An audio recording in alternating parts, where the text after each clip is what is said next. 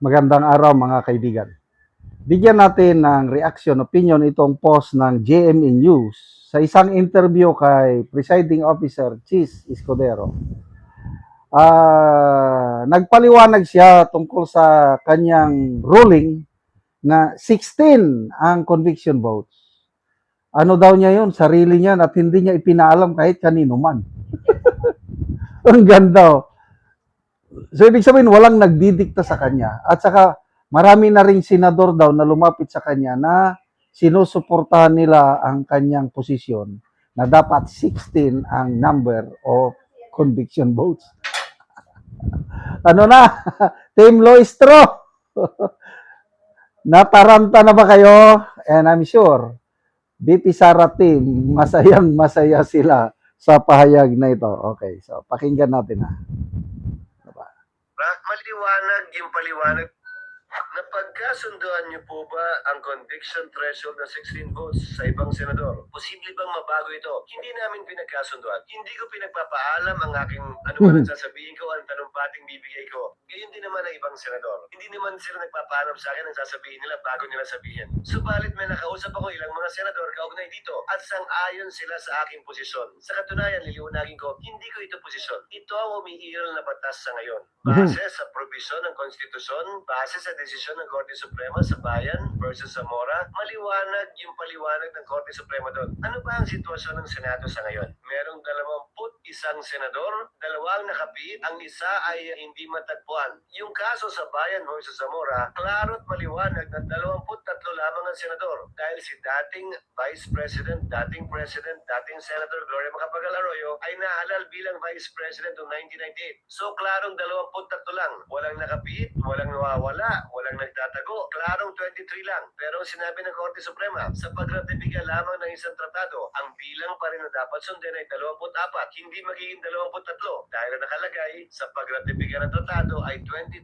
senators. Lalo pa siguro kaya kung impeachment ng pag-uusapan, na karapatan ng isang tao ang pinag-uusapan, hindi lamang karapatan ng isang tao, mandatong binigay sa kanya ng milyon nating mga kababayan. Mas dapat siguro na maging stricto tayo tulad ng sa pagratipika sa mga tratado. Gaya ng sinabi ko, ito ang kasalukuyang batas na umiral. Naalala ko yung aking professor sa constitutional law, the late former Professor Perfecto Fernandez. Sabi niya sa amin, when the trial court makes a mistake, it is appealable to the Court of Appeals. When the Court of Appeals makes a mistake, it is appealable to the Supreme Court. If the Supreme Court makes a mistake, it becomes part of the law of the land. Ito ang umiiral pong desisyon ng Korte Suprema, sang-ayon man po tayo hindi. Kaya nga sinabi ko, kung sino man na hindi sang-ayon sa posisyong ito, hindi lamang ng presiding officer, pati na rin ng impeachment court. Dahil wala namang umapela o kung naghahanap ng rekonsiderasyon sa aking pasya at sinabi, may pagkakataon silang iakit dito sa Korte Suprema dahil justiciable controversy na ito. Depende siyempre sa pagpapasa ng Korte Suprema din,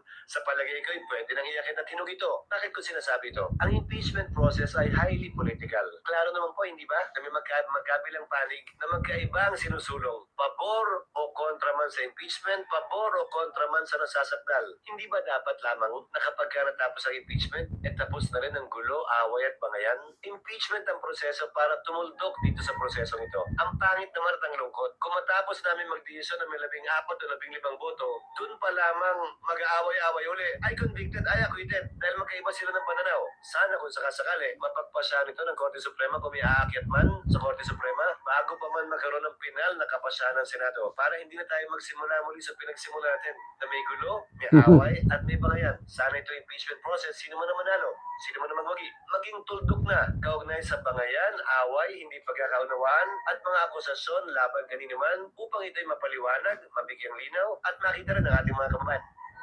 Galing! Napakalinaw.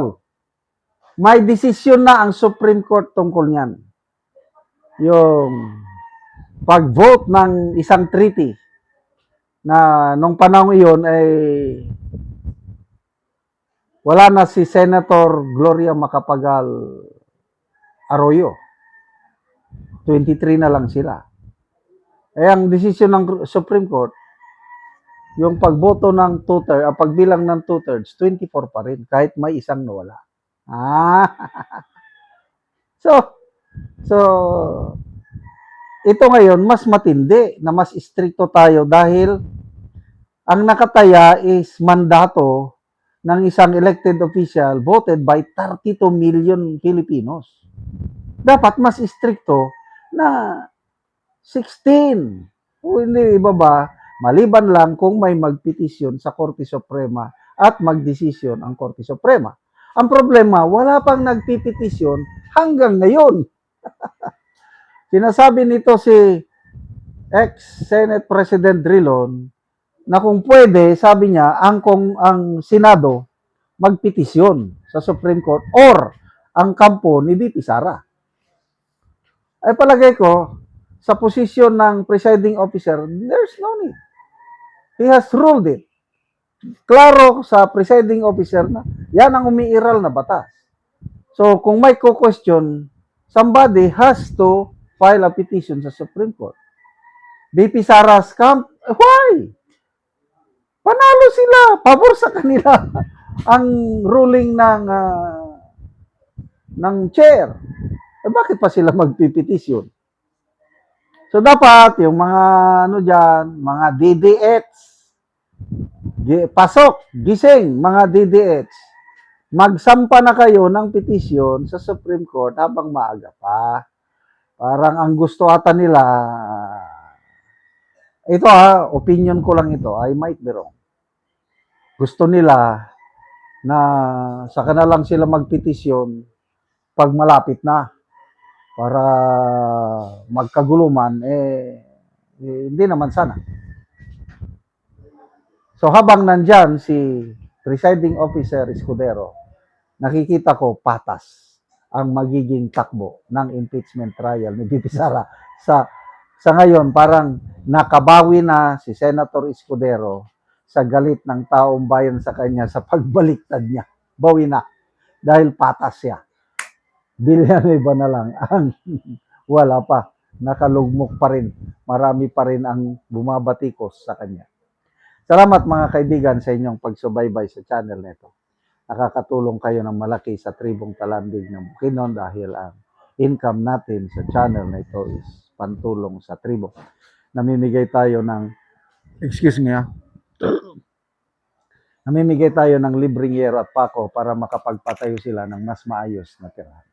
Panoorin nyo ang video na ito. Karon ni anak ko sa balay sa natabangan na mo og yero. So muna yung itsura sa iyang atop, ng mga dagko na og buslot.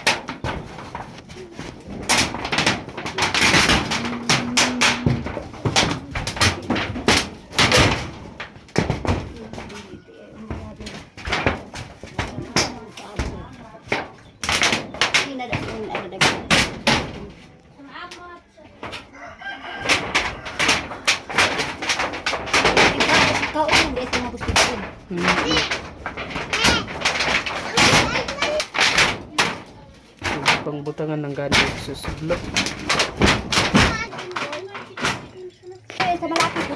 So mo na ni ang among gihatag nga yero nga iatop karon.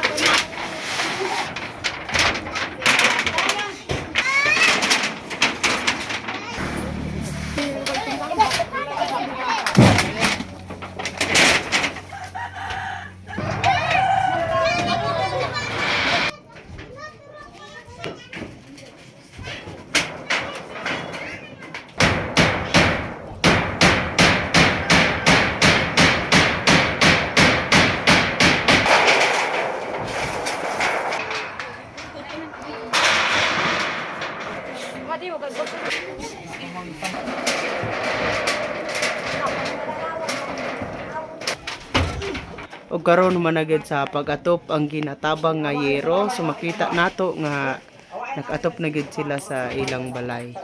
Napulihan na gid tong mga boss. Sa Ginoo nga napulian na gid akong atop nga 20 na katuig nga atop kay sa naghatag sa sin.